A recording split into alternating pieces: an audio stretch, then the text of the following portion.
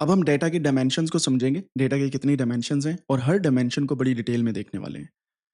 आपको पता है कि डेटा होता है इन्फॉर्मेशन, जैसा कि हम पिछले लेक्चर्स के अंदर देखते आए हैं कि डेटा जब भी डेटा की बात होती है, कोई भी इन्फॉर्मेशन होती है, किसी भी चीज़ से रिलेटेड, ठीक है?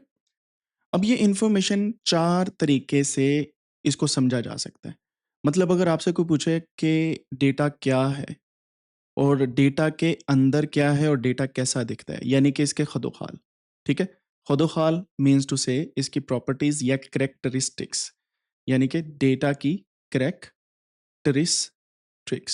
कैरेक्टरिस्टिक्स कैरेक्टरिस्टिक्स क्या-क्या हैं और डेटा किस तरीके से हम समझ सकते हैं। तो आप यहाँ पे ये वाली जो डेटा की डिफरेंट डायमेंशंस हैं, उनको मद्देनज़र रखेंगे।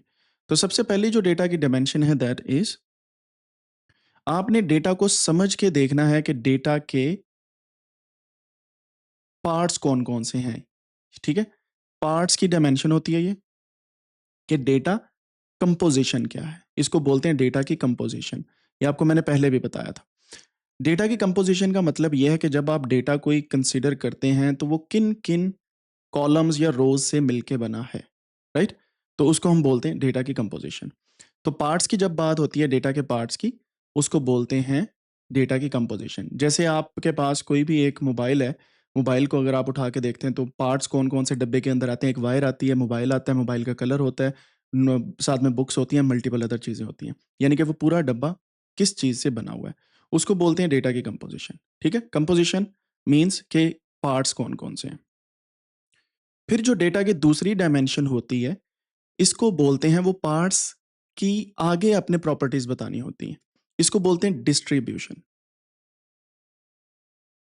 डिस्ट्रीब्यूशन यानी कि जो डेटा के पार्ट्स हैं, उनको आपने आगे फर्दर बताना होता है कि उनका किस तरीके से वो नज़र आती हैं। यानी कि वायर की लेंथ कितनी है मोबाइल आपका, उसकी डायमेंशन कितनी है, मतलब कहाँ से कहाँ तक वो मोबाइल जो है, अगर लैंडस्केप मोड में रखें तो क्या है, इसके ऊपर कैमरे कितने हैं, कैसा दिखता है। तो ये सारी चीज़ें इसकी डिस्ट्रीब्यूशन में आ जाती हैं। डिस्ट्रीब्यूशन, ठीक है? आप ये भी कह सकते हैं कि ये मोबाइल कितने बिके हैं, ठीक है? तो वो भी डिस्ट्रीब्यूशन में आ जाएगा। अगर उसके डेटा को प्लॉट किया जाए तो वो कैसा प्लॉट होता है, डेटा लाइक दिस, या अगर वो डेटा प्लॉट कुछ इस तरीके से होता है, तो ये इसकी डेटा की डिस्ट्रीब्यूशन होती है। तो दूसरी डायमेंशन कौन-सी होगी? डिस्ट्रीब्यूशन। पहली कंपोज़िशन, दूसरी डिस्ट्रीब्यूशन। तीसरी हमारे पास आती है कि डेटा के अंदर चीज़ों को कंपेयर करना, यानी कि अगर आईफ़ोन की बात की जाए, तो आईफ़ोन 16, 17, 18 में फ़र्क क्या है? तो अगर हम चीज़ों को टू कंपेयर करना सीखें, यानी कि चीज़ों को कंपेयर करें, डेटा के अंदर वाली चीज़ों को, यानी कि डेटा के पार्ट्स को जब हम कंपेयर करते हैं, इसको बोला जाता है कंपैरिज़न। एंड अगर हम उनके फ़र्क की बजाय उनमें सिमिलैरिटीज़ देखना स्टार्ट करें, यहाँ पे डिफ़रेंस देखते हैं, ऊपर जो टू कंपेयर वाली मैंने बात की, यहाँ पे हम देखते हैं सिमिलैरिटीज़। तो इनको बोला जाता है रिलेशनशिप, ठीक है? ये 4 बेसिक डायमेंशंस होती हैं, राइट? कौन-कौन सी 4 डायमेंशंस हैं? जैसे मैंने आपको पहले भी बताया, अब इस पे दोबारा हम डिस्कशन करते हैं। सबसे पहले आपके पास डायमेंशन है डेटा की कंपोज़िशन, दूसरी डायमेंशन है डेटा की डिस्ट्रीब्यूशन, तीसरी डायमेंशन है डेटा की कंपैरिज़न करना, यानी कि डेटा के अंदर क्या-क्या है, और चौथा है रिलेशनशिप, ठीक है? समझ आ गई बात की? अब हम पढ़ेंगे कंपोज़िशन को सबसे पहले कि कंपोज़िशन कैसी होती है, क्यों होती है और इसमें क्या-क्या चीज़ें हम अंडरस्टैंड करते हैं, डेटा की कंपोज़िशन के अंदर। आप मुझे चैट में बताएँगे कि जब भी कंपोज़िशन की बात आती है तो आपको क्या लगता है कि डेटा की कंपोज़िशन से मुराद क्या है? कंपोज़िशन ऑफ डेटा, इससे क्या मुराद लेते हैं आप? कंपोज़िशन ऑफ डेटा से क्या मुराद है? मैं अभी आपको थोड़ी देर पहले बता के हटा हूँ, पार्ट्स ऑफ डेटा। कंपोज़िशन होती है, यानी कि पार्ट्स क्या हैं? पार्ट्स का मतलब ये है कि जब भी कोई डेटा कलेक्ट होता है, तो किन एलिमेंट्स की बेस पे होता है? एलिमेंट्स ऑफ डेटा भी कह सकते हैं, ठीक है? इसको आइटम की क्वांटिटी या क्वालिटी वगैरह इसमें देखी जा सकती है। आइटम्स भी देखी जा सकती हैं, ठीक है? अब ये सारी की सारी चीज़ें अगर मैं बड़े ही डिटेल के अंदर आपको बताऊँ, तो अगर मैं आपसे पूछता हूँ कि आपका जो नेम है वो क्या है, ठीक है। तो ये डेटा मैं यहाँ पे लिख लेता हूँ। फिर मैं आपसे आपकी एज पूछता हूँ, आप वो बताते हैं, वो मैं यहाँ पे लिख लेता हूँ। फिर मैं आपसे पूछता हूँ आप किस क्लास में पढ़ते हैं। तो ये 3 किस्म का डेटा मैं आपसे कलेक्ट करता हूँ, ठीक है। तो फॉर एग्जांपल मेरे पास यहाँ पे डेटा है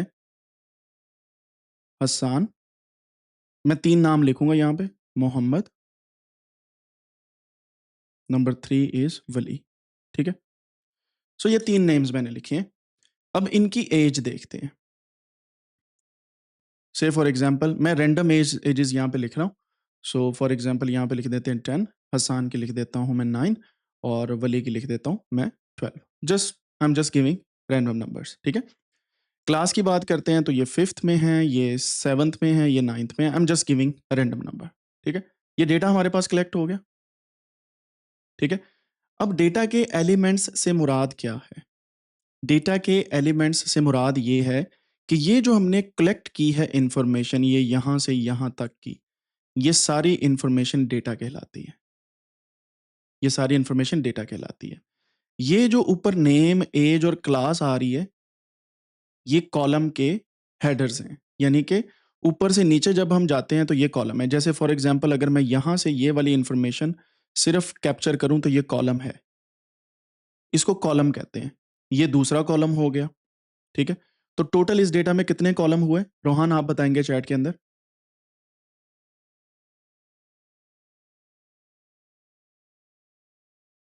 टोटल इसमें 3 कॉलम हुए। पहला ये है, दूसरा ये है, मैंने 2 बताए थे, तीसरा आपने भी तो देखना है कि क्लास का भी कॉलम है। सो 3 कॉलम्स हैं टोटल, ठीक है।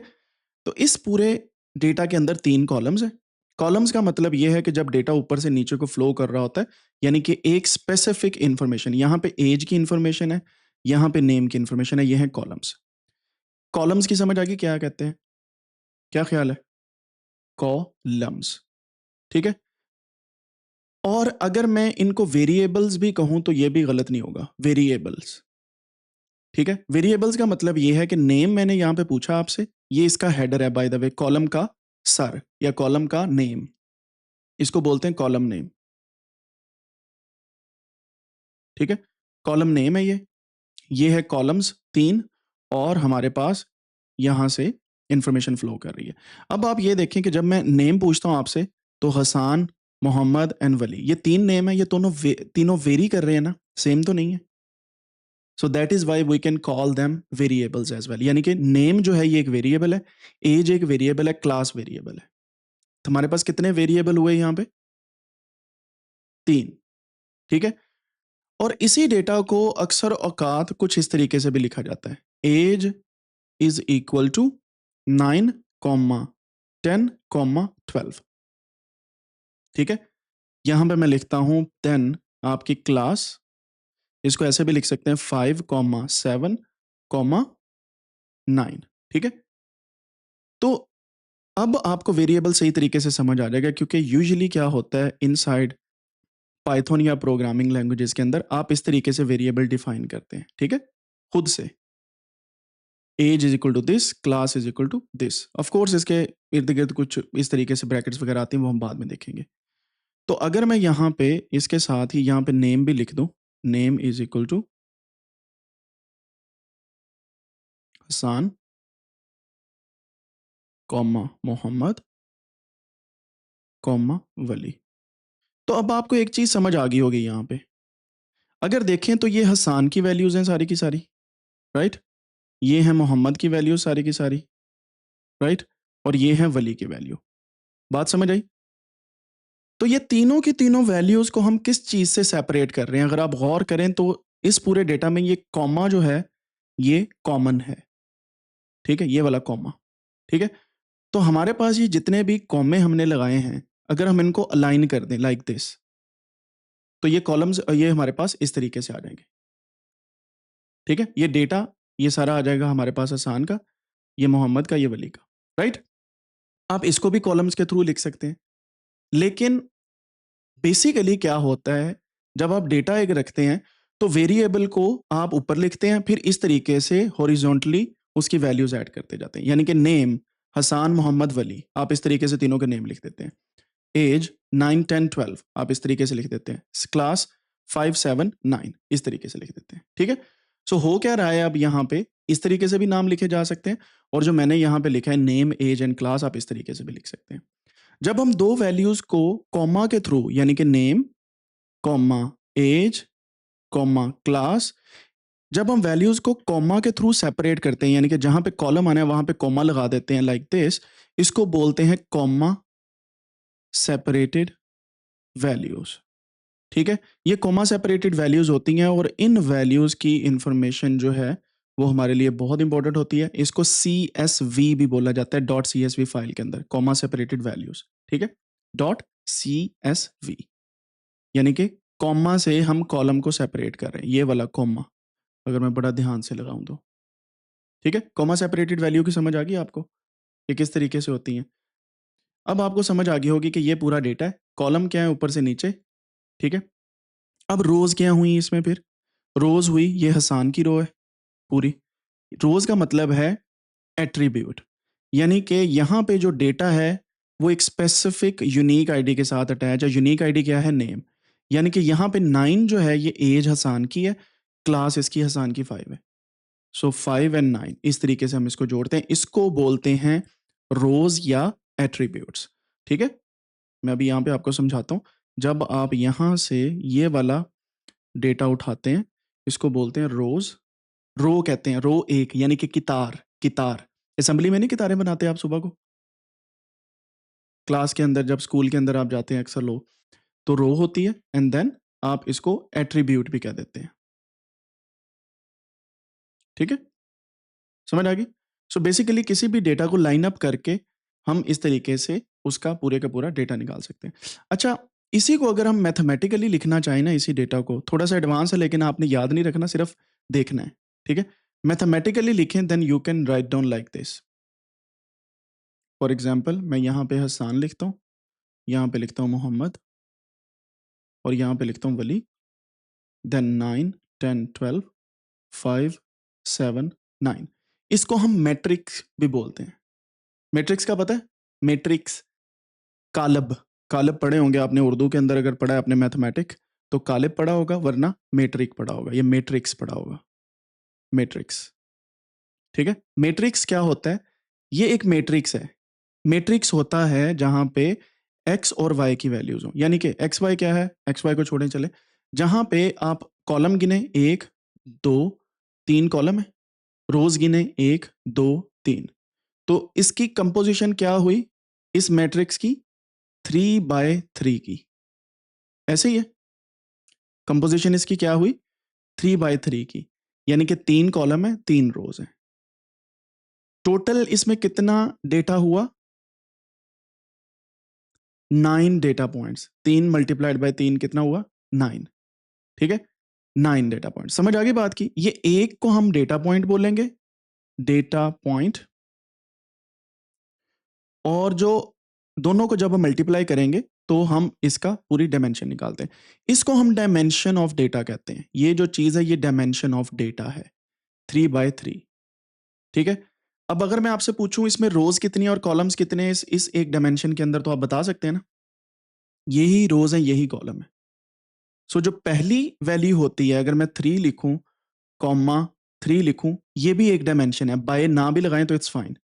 यूजुअली प्रोग्रामिंग लैंग्वेज के अंदर 3,3 भी आता है। इसको बोलते हैं number of rows, n rows, comma इसको बोलते हैं number of columns, n columns, cols, ठीक है। यूजुअली ये स्वाइप भी हो जाता है कि यानी कि कॉलम पहले आ जाते हैं रोज बाद में आ जाती है, बट एट द एंड आपके पास इंफॉर्मेशन कुछ इस तरीके से आती है। बात समझ आ गई। तो अब हम चलते हैं, हमारा जो कंपोजिशन की बात हम कर रहे थे कि डेटा की कंपोजिशन क्या कहती है। यहाँ पे आपको एक बात समझ लगी कि हमने डेटा के पार्ट्स देखे, डेटा के पार्ट्स क्या क्या हैं, कॉलम, रोज, उसका डेटा पॉइंट्स, डायमेंशन, कितना डेटा है इस पूरे सेल के अंदर और किस किस्म का, ठीक है। इसके अलावा आप क्या देख सकते हैं, इसके अलावा आप एक और चीज देख सकते हैं, type of data, type of data जो कल हमने पढ़ी थी, टाइप ऑफ डेटा। कैसे आप पता कर सकते हैं टाइप ऑफ डेटा कंपोजिशन के अंदर, नेम जो है ये कौन सी टाइप है, कोई बता सकता है, नेम कौन सी टाइप है, एज कौन सी टाइप है, एंड क्लास कौन सी टाइप है। ये तीनों की टाइप्स क्या हैं इस डेटा की। यहाँ पे नंबर्स हैं, यहाँ पे भी नंबर्स हैं, यहाँ पे आपके पास टेक्स्ट आता है। हाँ जी।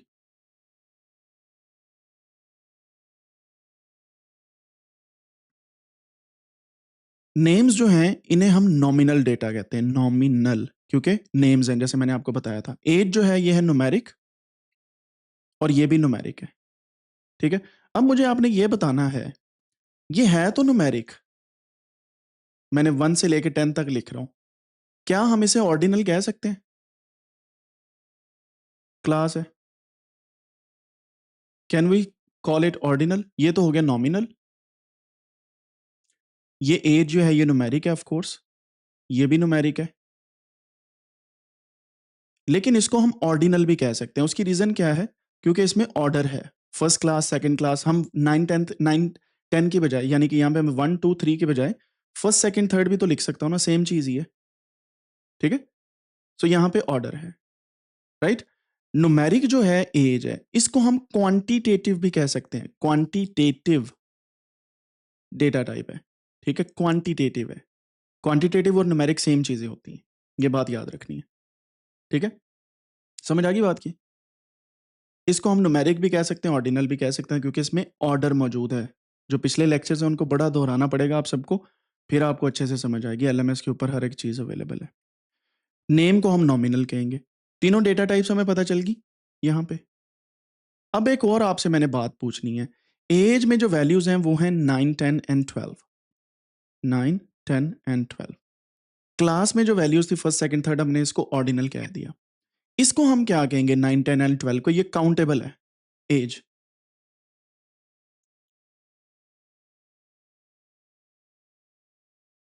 दो किस्म का मैंने आपको कॉन्टिन्यूस एंड डिस्क्रीट के बारे में बताया था न्यूमेरिक के अंदर। ये कॉन्टिन्यूस है या डिस्क्रीट वैल्यू है, सोच लें दोबारा से। यहां पे जब देखा जाए लिखा हुआ है तो ये डिस्क्रीट है, यानी कि हम ईयर्स को काउंट करके लिख रहे हैं। किसी ने ये नहीं लिखा कि 9.35 ईयर्स ओल्ड, हमने लिखा 9 10 एंड 12। अगर देखा जाए तो ये डिस्क्रीट वैल्यू है। डिस्क्रीट मतलब काउंटेबल, ठीक है। लेकिन देयर इज अ बट। अगर एज को देखा जाए तो एज जो है, कभी ऐसा हुआ कि आप एज को काउंट कर लें, आज आप 10 साल के हुए, कल को फौरन 11 के हो जाएंगे, नहीं ना। उसका सब यूनिट क्या है, डेज है। फिर आप आगे चलते हैं। सो एज जो है ये कॉन्टिन्यूस वेरिएबल है बेसिकली इट्स सेल्फ। अगर लॉजिकली देखा जाए तो ये कॉन्टिन्यूस है, लेकिन लिखा एज ए डिस्क्रीट किया है, ठीक है। यहाँ पे ये भी हो सकता था 9.5 है, 10.5 है, लेकिन यूजुअली एज जो है ना वो इसी तरीके से लिखी जाती है ईयर्स के अंदर। तो आपने परेशान नहीं होना अगर कभी कभार आपको लगे कि ये डिस्क्रीट नहीं है, कॉन्टिन्यूस है। लेकिन अगर डेटा कह रहा है ना कि ये कॉन्टिन्यूस है, तो you will go with that. अगर डेटा कह रहा है कि डिस्क्रीट है, तो then you will retain discrete value. Without decimal and with decimal की बात है। ये विद डेसिमल पॉइंट है, यानी कि 0.000 जो भी आ जाता है। डिस्क्रीट जो है ये काउंटेबल है, 1 2 3 4 5 6। कंपोजिशन की ये अगली टाइप थी। हमने देखा टाइप्स ऑफ डेटा देखना। पहले हमने देखा कि इसके एलिमेंट्स कौन कौन से हैं, फिर उन एलिमेंट्स की हमने टाइप्स ऑफ डेटा यानी कि टाइप्स ऑफ वेरिएबल देख लिए। ऐसे ही है, कंपोजिशन समझ आ रही है, ठीक है। अब यहां पे फर्ज करें एक और चीज मैं आपको बता देता हूं कि डेटा की कंपोजिशन के अंदर फॉर एग्जांपल मेरे पास मिसिंग वैल्यूज आ जाती हैं, वो भी हम यहीं पे अंडरस्टैंड करते होते हैं।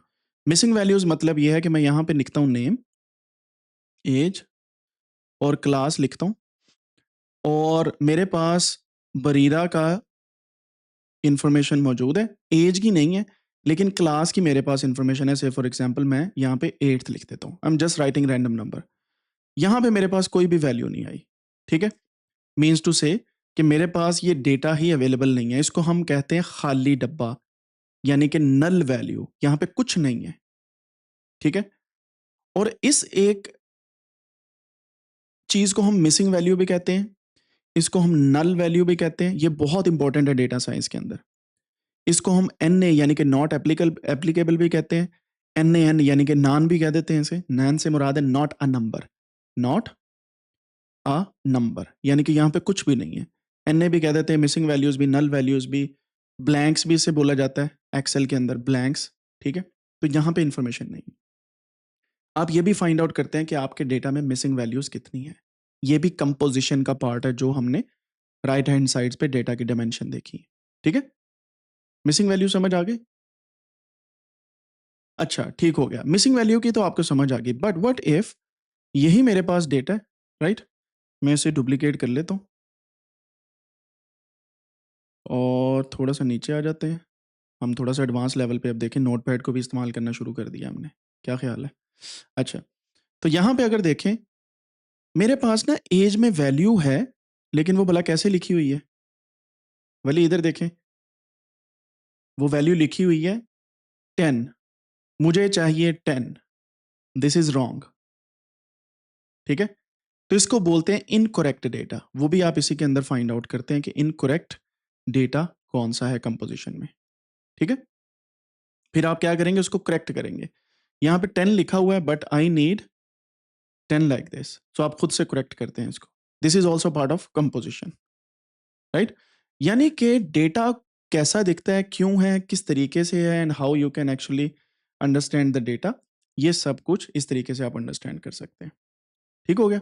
अब एक और चीज यहाँ पे आ जाती है कि इनकरेक्ट डेटा की बात समझ आ गई, चलो ठीक है इनकरेक्ट हो गया, लेकिन कभी कभार एक और मसला आ जाता है डेटा के साथ।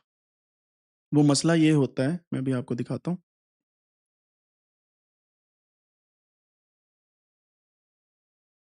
इसको थोड़ा सा नीचे ले जाते हैं, यहाँ पे ले आते हैं। ये जो मैंने यहाँ पे आपको इन्फॉर्मेशन दी है कि इनकरेक्ट डेटा है, राइट?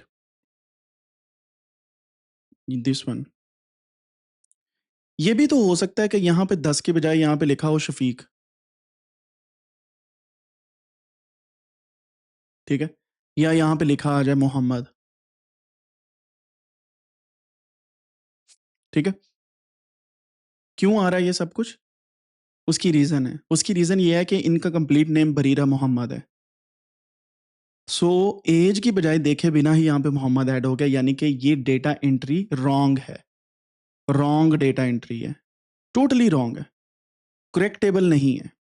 ठीक है, या तो आपको वापस बरीरा के पास जाके पूछना पड़ेगा, या इसके कुछ और तरीके हैं।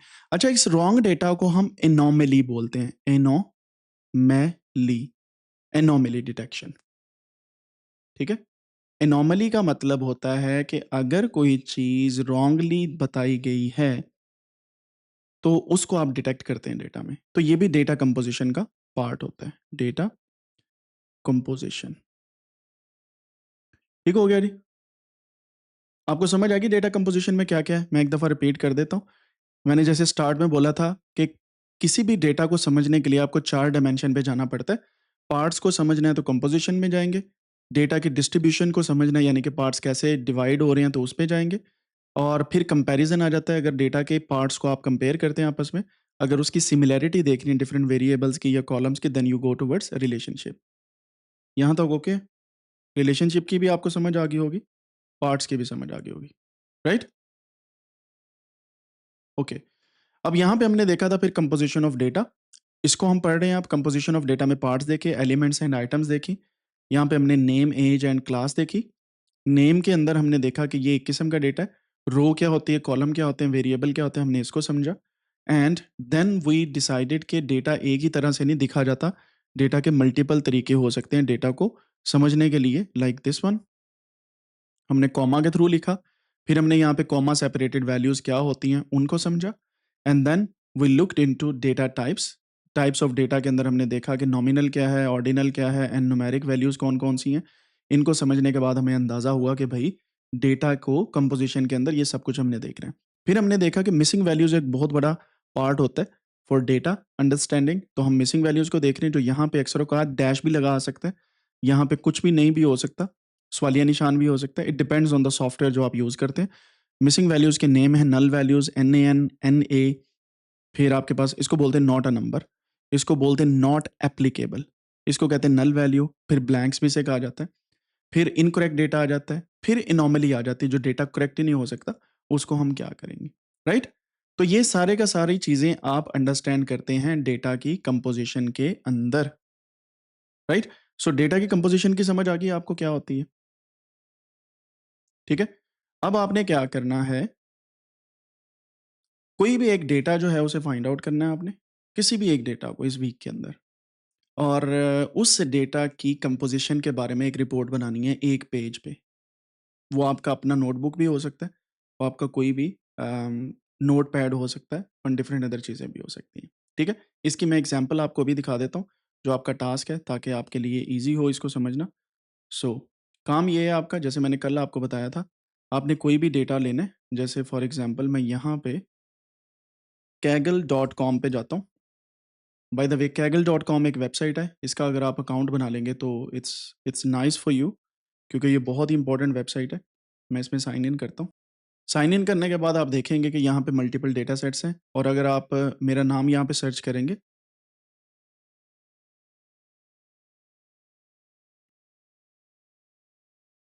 तो you will find this like my profile. अच्छा भाई, यहाँ पे आप क्लिक कर लेंगे प्रोफाइल पे, लाइक दिस वन। क्लिक करने के बाद यहाँ पे डेटा सेट्स हैं। यहाँ पे मैं इसको क्रिएटेड बाय मी, यानी कि जो मैंने क्रिएट किए हैं, वो मैं आपको लिंक भेज दूँगा। आपने इसमें से कोई भी एक डेटा सेट उठाना है, कोई भी एक डेटा, और उसकी कंपोज़िशन के बारे में लिखना है। बहुत सिंपल से डेटा सेट्स भी हैं, बड़े डेटा सेट्स भी हैं। सो आपने कोई भी एक डेटा सेट उठा के इसकी कंपोज़िशन के बारे में लिखना है। ठीक है? वो रिपोर्ट बनानी है, and then you have to send on Discord का सर्वर, जो मैंने आपको जिसमें ऐड किया हुआ है। ठीक है? जब आप रिपोर्ट बना लें, then you have to paste it there. Composition का मतलब क्या है? जैसे मैंने अभी आपको बताया, आपने डेटा लेना है, डेटा को देखना है। कैगल की आईडी बना लें तो इट्स मच बेटर, नहीं बनी हुई, और फिर डेटा को डाउनलोड करें और उसकी कंपोज़िशन आपने देखनी है। बाय द वे आपको एक चीज़ दिखाता हूँ, कि अगर आप सिंपली कोई भी डेटा उठा लें यहाँ से, जैसे मैंने आपको पहले भी अर्ज़ की। सो फॉर एग्ज़ाम्पल ये है HBL PSL 2026 cricket player auction, यानी कि एचपीएल पीएसएल के अंदर हर प्लेयर की क्या जो है वो डिमांड थी, या कितना उसके ऊपर जो है वो प्राइस थी उसकी। सो यहाँ पे अगर देखें तो ये छोटा-सा डेटा है, और आपको यहीं पे नज़र आ जाएगा कितनी वैल्यूज़ हैं इसके अंदर, कितने कॉलम्स हैं, कितनी रोज़ हैं। लेकिन you have to download it like this. ये डाउनलोड हो गया। इसे एक्सेल या गूगल स्प्रेडशीट के अंदर आप ओपन करेंगे लाइक दिस, डबल क्लिक करके या वैसे ही, तो डेटा कुछ इस तरीके से आपको नज़र आएगा।